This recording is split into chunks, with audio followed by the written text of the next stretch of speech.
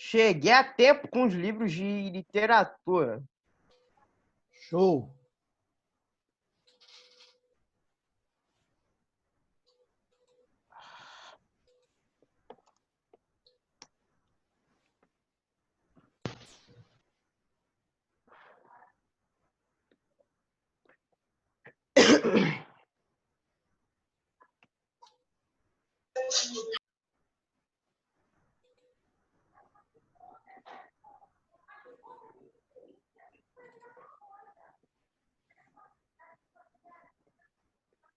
Na verdade, pessoal, vou fazer uma revisão. Nós já vimos aí, né, o romantismo, que é tido como a primeira escola totalmente nacional. Eu ia entrar até hoje em realismo com vocês, né? Realismo e naturalismo, que é a escola que vem logo depois do romantismo. Mas por conta do simulado de vocês, eu vou revisar esse conteúdo para vocês. Não vai dar tempo hoje, mas de repente no próximo encontro eu já inicio com vocês, né, realismo e naturalismo. Tranquilo? E não se esqueçam de colocar os nomes de vocês para o último tempo. Na verdade, em todos os tempos. Eu vou revisar aqui o que foi o romantismo, né, como escola literária geral, né, seja na Europa, seja no Brasil. Show? Eu ia começar com vocês realismo e naturalismo hoje, mas eu achei importante revisar o romantismo, já que vocês estão perdendo muito conteúdo aí, e a revisão nunca é demais, principalmente para o simulado de vocês que vai ocorrer, né, se não me engano, dia 9 de julho, né, dia 9/7, eu acho, se eu não me engano. Beleza? Então nós já vimos isso aí. Já vimos... Oi, fala comigo. Qual é o capítulo? Pô, Negona, eu não vou lembrar qual é o capítulo do romantismo, não. Tem que ver no livro direitinho lá. Eu posso até colocar para você depois direitinho na Iônica lá, mas eu agora de cabeça eu não vou lembrar. Entendeu? Tá bom, professor. Depois você procura lá o capítulo direitinho.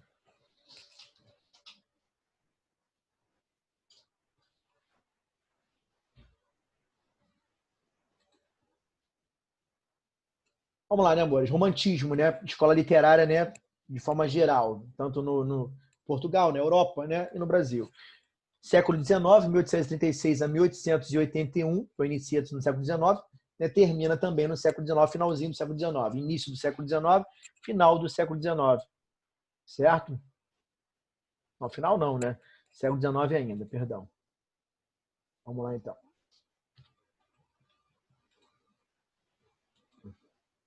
O romantismo é todo um período cultural, artístico e literário que se inicia na Europa no final do século XVIII, espalhando-se pelo mundo até o final do século XIX, certo? Inicia-se na Europa no século XVIII, certo? E espalha-se para o mundo todo no século XIX. Então, o berço do romantismo pode ser considerado 3 países, né? Itália, Alemanha e Inglaterra. Porém, na França, o romantismo ganha força como em nenhum outro país. E através dos artistas franceses, as ideias românticas espalham-se pela Europa e pela América, até chegar ao nosso país aqui, certo?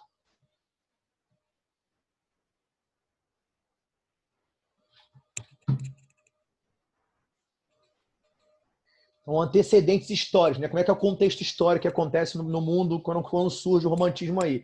O romantismo foi o primeiro movimento literário da era denominada na romântica ou moderna. Surgiu na Inglaterra e na Alemanha na primeira metade do século XVIII. As ideias românticas ganharam maior impulso a partir do advento da Revolução Francesa em 1789.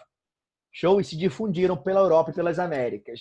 As transformações revolucionárias atingiram todos os segmentos: social, econômico, político, filosófico e artístico-cultural. A humanidade acompanhava mudanças profundas e fundamentais para a formação de uma nova identidade, mais idealista, o que possibilitou o desenvolvimento da estética romântica para nós. Então, fatores históricos decisivos para as transformações dos séculos XVIII e XIX. Quais foram os fatores históricos que foram culminantes aí, foram importantes demais, né, para essas mudanças aí, transformações no século XVIII e XIX.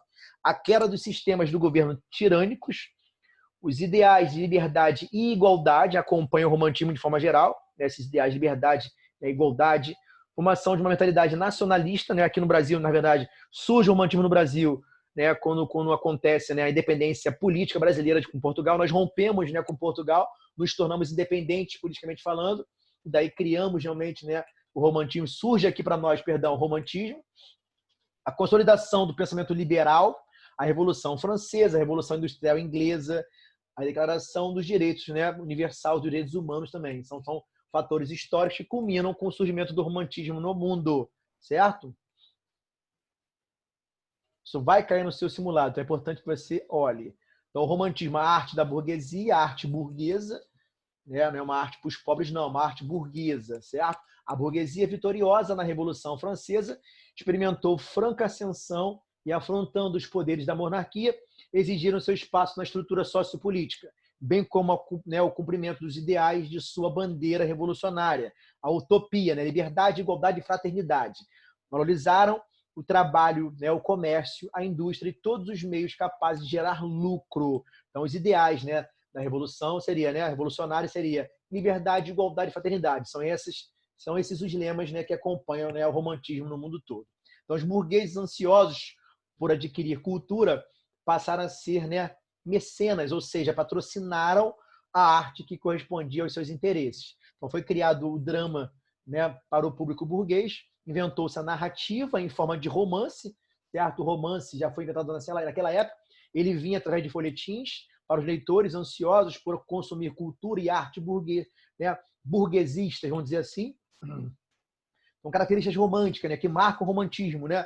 Valorização de elementos populares. Então, surgiu de relação entre a burguesia e o romantismo e objetivava retirar o privilégio da elite aristocrática.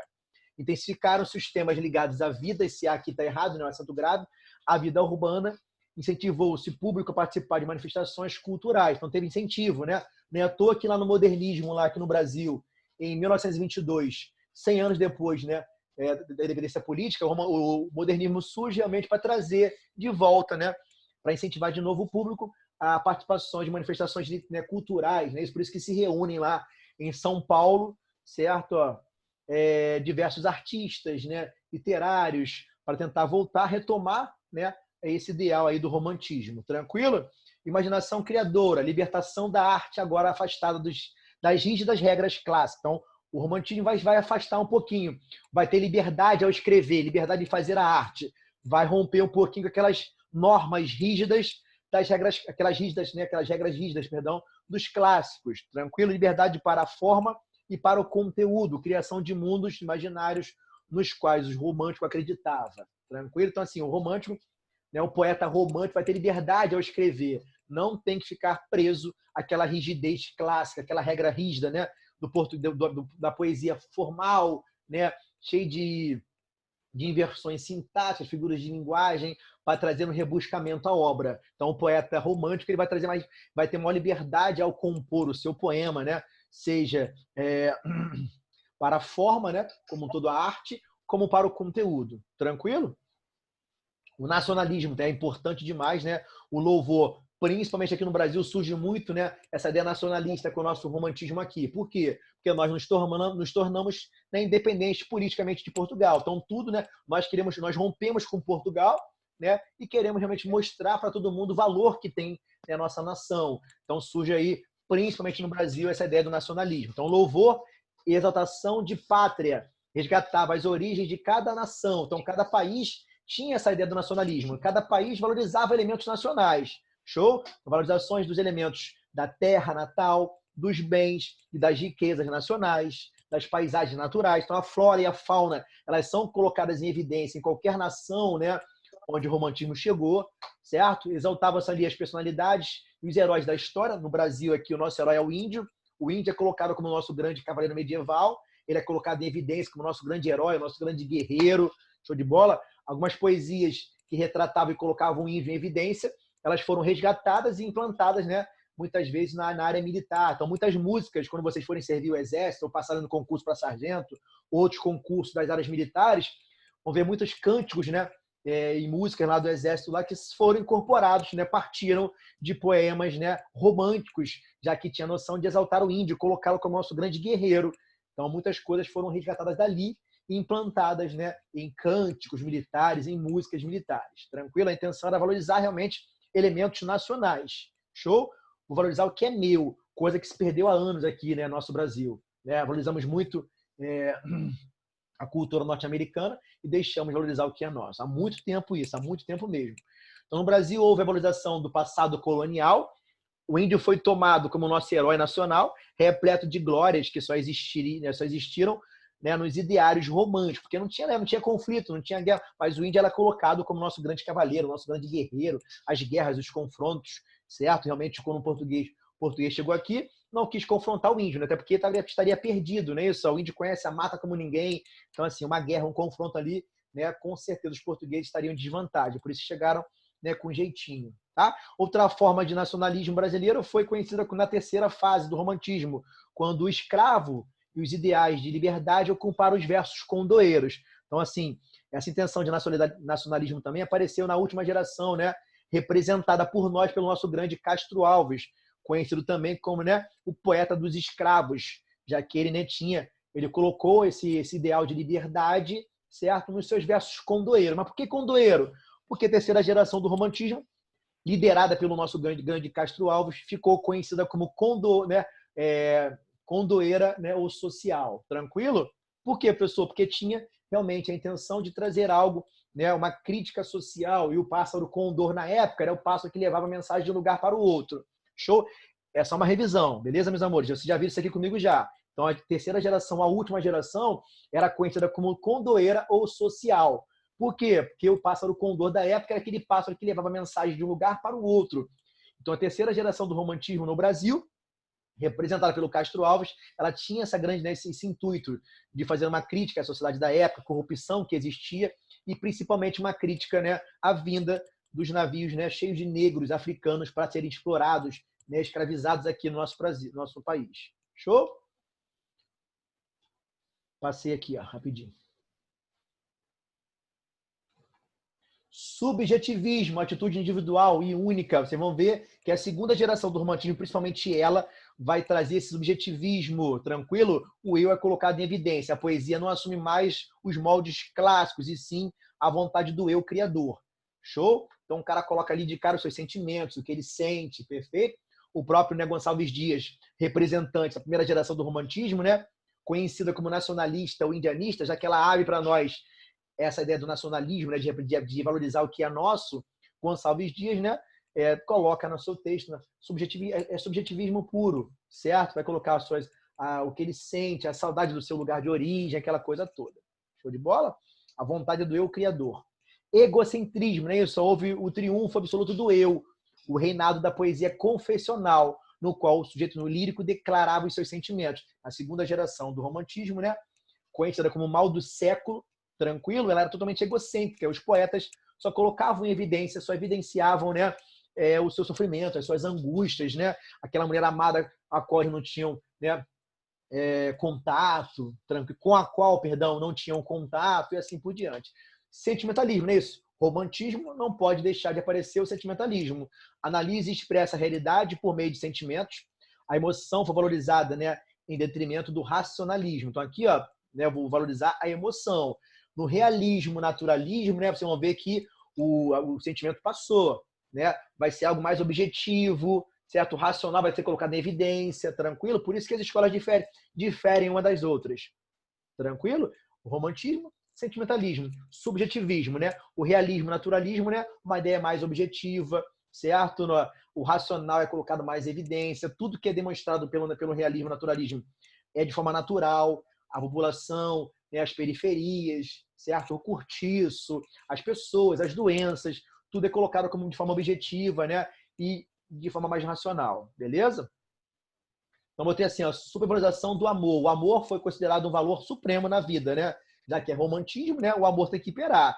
Entretanto, a conquista amorosa era difícil. Havia o mito do amor impossível. A mulher, né? O amor era impossível, né? A mulher dos sonhos. O estigma da paixão desesperadora. A perda ou não realização amorosa levava o romântico, né? O poeta da segunda geração do romantismo, principalmente, ao desespero, cara, a loucura ou a morte. Show? É quando nós somos mulher, menininhos lá, namoramos com alguém sem ela saber. Aquele amor platônico, aquele amor romântico, era colocado em evidência, né? Principalmente pelos poetas representantes da segunda geração do romantismo. Show? A mulher também era idealizada, a mulher convertida em anjo, né? Musa, deusa, sem pecado, criatura pura, né, poderosa, perfeita, inatingível. Também ela é colocada em evidência, principalmente, né, o amor e a mulher, eles são colocados em evidência, principalmente pelos autores, pelos poetas da segunda geração do romantismo. Show? Capaz de maravilhar a vida do homem se lhe correspondesse. A mulher, porém, tornava-se perversa, maligna, impiedosa quando pela recusa, né, arruinava a vida do galante, né, do galanteador que a cortejava. Então, os autores, vocês vão ver e vão perceber que nas poesias da segunda geração do romantismo, os autores vão mostrar o sofrimento, né, por realmente, né, não ter a mulher idealizada, a mulher amada. Tranquilo? Byronismo, não é isso? Mal do século. Na ânsia de plenitude impossível, o artista sentia-se desajustado, né, insatisfeito, além de decepcionado, devido a, esse também está errado de novo, né, a falência da utopia revolucionária. Liberdade, igualdade e fraternidade. Assim, o romântico passou a ver o homem da época como um ser, né, fragmentado, peça da engrenagem social, sem individualidade ou liberdade. Os desajustes e as insatisfações conduziram ao mal do século, definido como a aflição e a dor das descontentes, né, dos descontentes com o mundo. Então o cara estava, né, descontente com o mundo, né? Era o famoso depressivo, né? A depressão hoje, né, que é a nossa realidade, é uma doença que tem que ser combatida realmente, tem que ser, né, tratada. Já afligia lá, né, os poetas representantes, né, da segunda geração do romantismo, trataram como mal do século. Então eles colocavam, né, para fora o que eles sentiam, as suas angústias realmente por não ter aquelas aflições, né, do mundo, da sociedade, por não ter a mulher amada e assim por diante. Beleza?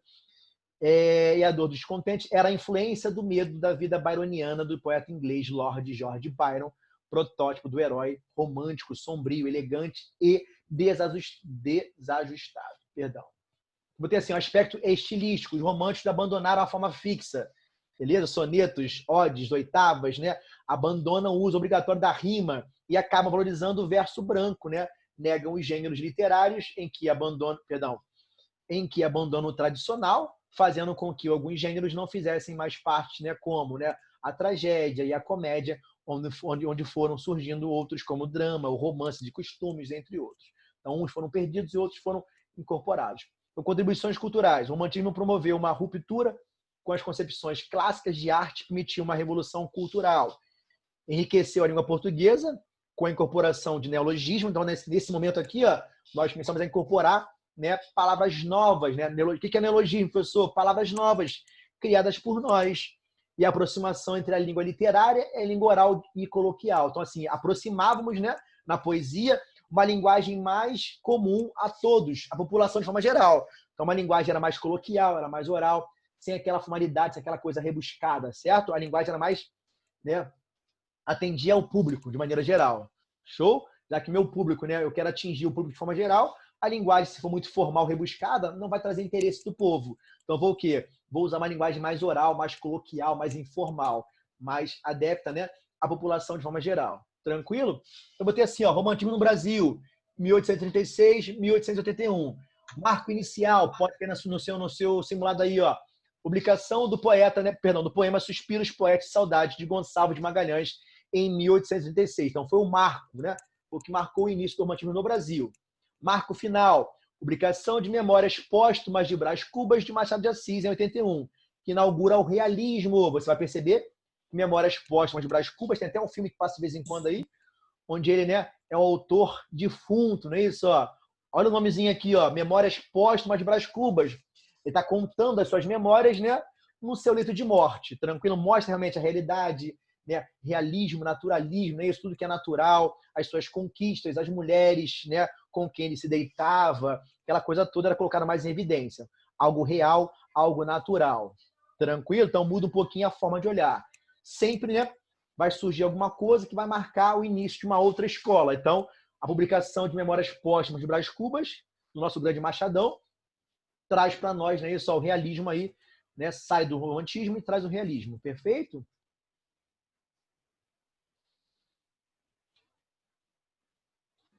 Então, contexto histórico-cultural, né? A dependência é o principal fato político do século XIX e vai determinar os rumos políticos, econômicos e sociais do Brasil, até a proclamação da República de 89. Show? Merece destaque também o segundo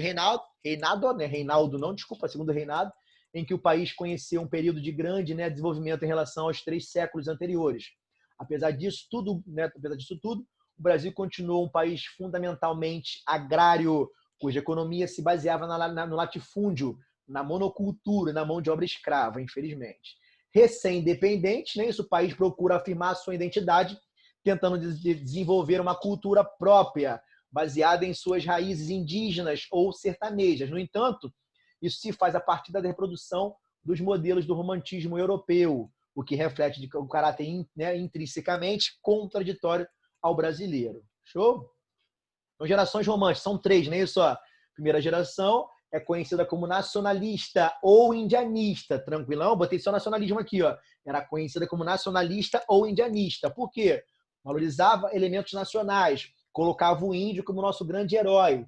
Show? Então, botei assim, o início do romantismo brasileiro caracterizou-se por religiosidade, misticismo, anti-lusitanismo. O que é isso? Anti-lusitanismo. Nós éramos contra Portugal. Luso, né? Portugal. Então, anti-lusitanismo é o quê? É mostrar em nossos poemas que nós rompemos realmente com Portugal e somos anti-Portugal. Certo? Agora estamos o quê? Valorizar elementos nacionais. Tranquilo? Daí o nacionalismo. Daí, conhecida como nacionalista ou indianista. Show? O espírito nacionalista levou ao culto à natureza, profundamente elogiada dentro do caráter ufanista, né? Valorizar o que é nosso, com a elevação máxima das belezas naturais do paraíso tropical. A natureza surgiu, né, estilizada para expressar intenções ideológicas de base nacionalista.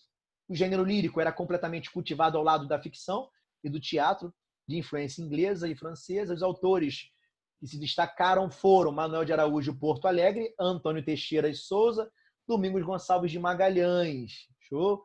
E aqui, ó, sem querer, né, não apontei aqui Gonçalves Dias, certo? Que é o principal representante, né, da primeira geração do romantismo no Brasil. Show de bola? Aqui vai de 36 a 40. Nacionalista ou indianista, perfeito? Primeira geração romântica, né? Isso, ó. Segundo grupo, né? Indianismo. Aqui, né? Nós dividimos aqui em grupos. Surgiu o índio, né? Um herói visto como espírito da civilização nacional e da luta contra a tradição lusitana, certo? Contudo, o indígena que se pintou à moda romântica tinha seu próprio modelo importado da França. Os franceses Cooper e Chateaubriand, entusiasmados com o selvagem da América, levaram-no para a sua literatura e pintaram os aborígenes, né, com as tintas heróicas, inspirados nos heróis, né, de cavalaria medieval. Então, o índio era colocado mesmo, né, como o nosso grande cavaleiro medieval. Show? E assim nós pegamos essa cultura aí implantada pelos franceses. Show?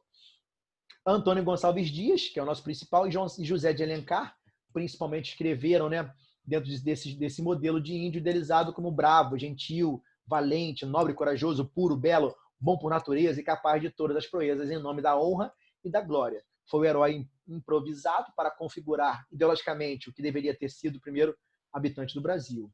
Beleza? Então o índio era colocado sempre em evidência. Assim, o indígena passou a ser a mais autêntica ilustração para o mito do bom selvagem, do filósofo francês Rousseau. Então, muitos apontam isso, né? Eu vi vários alunos, quando me entregam redação para corrigir, do Enem, colocam lá, segundo, né, Jean-Jacques Rousseau, o filósofo, né, francês Jean-Jacques Rousseau, quando vocês forem apontar algum filósofo na redação, é importante que vocês coloquem o nome dele todo. Então, segundo, né, é o filósofo, né, francês Jean-Jacques Rousseau, né, o mito do bom selvagem é muito apontado. O homem nasce puro, belo, bom e assim permanece enquanto estiver em contato com a natureza. Certo? Depois ele é o quê? Depois ele é corrompido pela sociedade. Enquanto tiver contato com a natureza, ele é um cara bom, é um cara puro. Show? Então o indígena passou a ser a mais autêntica ilustração né, para o mito do bom selvagem. Perfeito? Implantado por nosso filósofo francês Jean-Jacques Rousseau. Os autores principais dessa fase são Gonçalves Dias, José de Alencar, Joaquim Manuel de Macedo e Bernardo Guimarães. Show de bola? E aqui, ó, segunda geração romântica, byronismo ou ultrarromântica, ou mal do século ou ultrarromântica. Alguns, né, podem cobrar para vocês na prova lá no simulado, né, byronismo, né? Por quê? Porque Lord Byron surgia, né, com esse negócio do mal do século, a geração que sofria, né, certo? A geração contaminada pelo mal do século, individualista, né, negativista, pessimista, sempre que mostrando insatisfação com o mundo, angústia, desespero, crise existencial, certo? A herança do barroco lá. Nessa fase, o sentimentalismo e a emoção romântica atingiram o auge absoluto. a influência satânica do poeta inglês Lord Byron tem seu maior exemplar brasileiro, né, no poeta Álvares de Azevedo em suas obras. Então, o poeta Álvares de Azevedo é o maior representante, né, do nosso inglês, poeta inglês Lord Byron. Show? Enquanto a poesia segue a linha byroniana, a ficção consolida sob a forma urbana e indianista. Surge a narrativa histórica para delinear as origens do Brasil e o seu desenvolvimento, né? As origens do Brasil e seu desenvolvimento. A utopia dos ideais, das ideias, só que não tem acento mais. Das ideias continuava a influenciar as visões românticas. Os autores principais são, na poesia, Gonçalves Dias, Álvares de Azevedo, Casimiro de Abreu, Junqueira Freire, Fagundes Varela, certo? E assim por diante. Show? Na prosa, né? Nós temos vários também. Na prosa tem José de Alencar, certo? Fiel representante da ideologia romântica, Manuel Antônio de Almeida, que se rebelou contra o romantismo burguês, escrevendo assim a obra Memórias de um Sargento de Milícia, show? Que focalizava a sociedade suburbana e desmoralizava a corte amorosa. Terceira geração, que eu mais gosto, da qual eu mais gosto, perdão, era conhecida como condoeira, condoeirismo, né? Pássaro condor, tranquilo? Condoeira ou social. Os condoeiros praticaram um nacionalismo, né, de ordem diversa, pois não exaltavam as maravilhas da pátria, não, mas reivindicavam liberdade, igualdade das condições sociais e independência política, tranquilo? Defendiam, enfim, a formação de uma consciência nacional. Por isso que eles eram totalmente contra, né, a vinda dos escravos para cá, né, dos negros africanos para serem escravizados aqui. Tranquilo?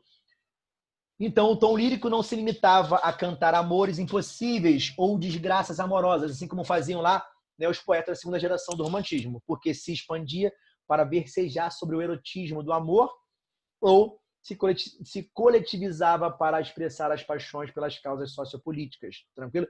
A condoeiro, né, terceira geração condoeira ou socialista, ela vai abrir passagem para algo que é real, né, objetivismo, né? Então, a preocupação é mais com as causas sociopolíticas, tranquilo? Por isso, né, o nosso Castro Alves ficou conhecido como poeta dos escravos, beleza? E a sua principal obra, principal poesia era, né, Navio Negreiro. Então, os assuntos centrais ligam-se à Guerra do Paraguai, a abolição da escravatura, é o quê? Uma poesia totalmente abolicionista. A poesia da terceira geração do romantismo, né, liderada pelo nosso grande Castro Alves, era totalmente, né, abolicionista, era contra a escravidão, era a favor da abolição da escravatura. A luta pela proclamação da República, o homem negro transformou-se em personagem real e sofrido, né, no canto eloquente dos condoeiros. Condor é uma ave, né, altaneira, por isso condoeiro. É uma ave que levava a mensagem de um lugar para outro. E o principal intuito dos poetas, né, da terceira geração do romantismo, né, conhecido como condoeiro, né, o social, era realmente levar uma mensagem para quem lia a sua poesia. O grande condoeiro no Brasil chamava-se Antônio Frederico de Castro Alves, dono de uma poesia vibrante que evocava ali o liberalismo. Por exemplo, né, passei agora para o terceiro ano, né, o tema, né, racismo, que ficou em evidência há algum tempo aqui, bem recente, né, e muitos conseguiram apontar ali, né, o Castro Alves e a sua poesia, porque realmente retratava de forma real o quão os negros sofriam dentro do navio vindo para cá para o Brasil, beleza? E repelia a vergonhosa escravidão, denunciando as condições desumanas em que os escravos viviam. Então, quem condena aí, quem é contra, né, as cotas negras, né, cotas raciais, era importante vocês lessem um pouco, principalmente, né, o poema, que é muito grande, né, algumas estrofes, por exemplo, né, do nosso grande, né, poema Navio Negreiro, do nosso grande Castro Alves. Retrata realmente como é que era sofrido, né, essa vinda, né, o caminho de lá para cá, beleza? O quão os negros sofriam.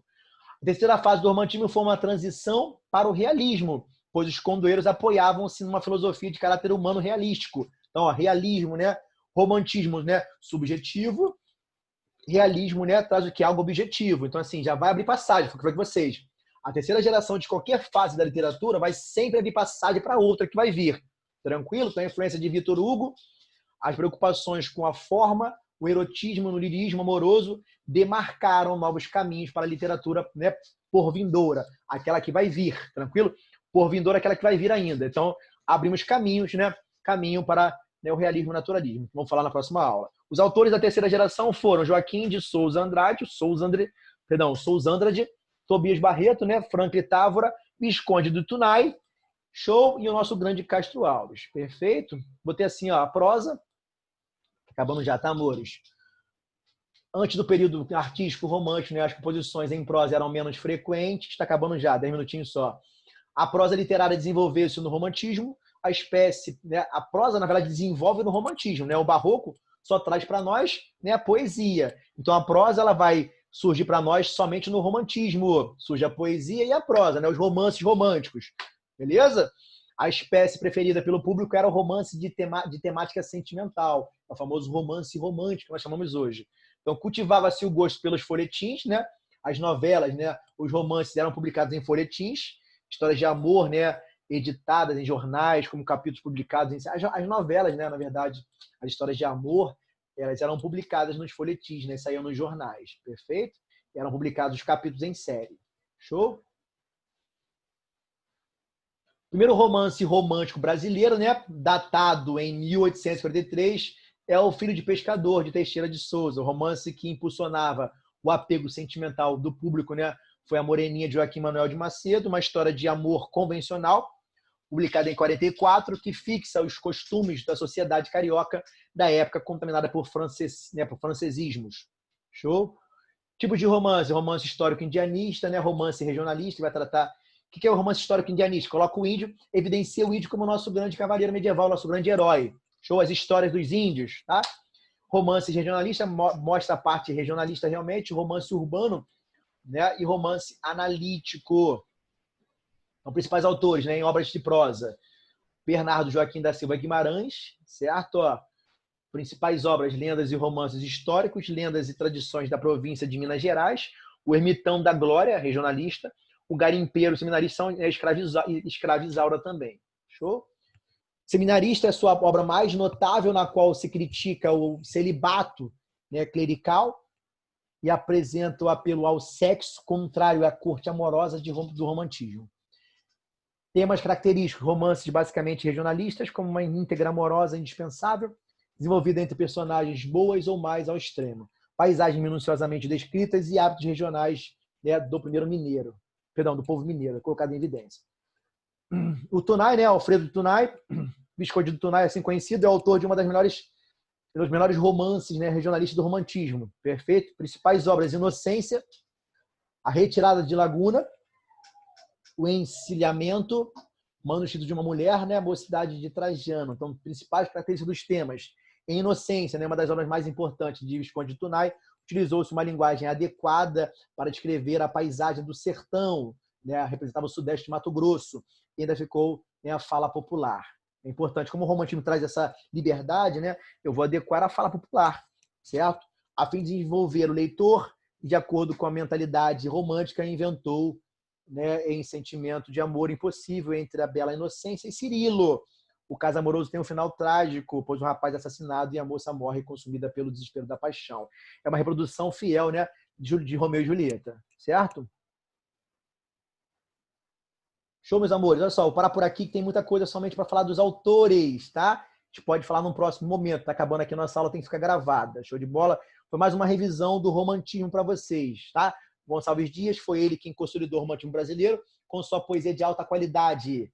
Beleza? Principais cantos, segundos cantos, sextilhas de Frei Antão. Tranquilo? O mais importante era revisar realmente as principais características.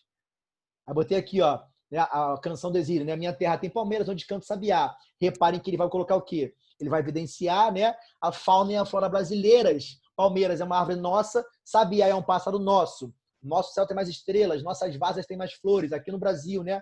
Nossos bosques têm mais vidas, nossa vida mais amores. Em cismar sozinha à noite, mais prazer eu encontro lá. Lá é onde? Lá é Brasil, não é isso? Ó. Minha terra tem palmeiras, onde canto sabiá. Minha terra tem primores, que tais eu não encontro cá. Cá é Portugal. Ele está em Portugal, exilado, e tá o quê? Relatando a saudade, né? Isso, o amor que ele tem por sua terra, e evidenciando cada vez mais elementos nacionais, né? Característica principal da sua poesia. Perfeito? Nacionalista ou indianista. Show de bola? Minha terra tem palmeiras, onde canto sabiá. Não permita a Deus que eu morra, sem que eu volte para lá, sem que desfrute os primores que tais não encontro por cá. Cá é Portugal. Tem aí, ó, lusofobia também, né? O que é lusofobia? Uma característica importante da poesia nacionalista de Gonçalves Dias, certo? Ele tem, né, ojeriza a Portugal. Tranquilo? Vou o quê? Evidenciar o que é nosso. Se nós rompemos, né, com Portugal, agora vamos tratar, colocar em evidência, né, elementos nacionais. Perfeito?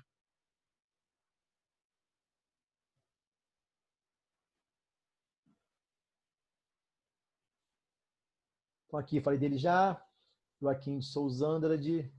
Show, meus amores. Castro Alves ali, eu não consegui colocar aqui, né, a sua poesia, né, Navio Negreiro, mas vocês podem achar depois.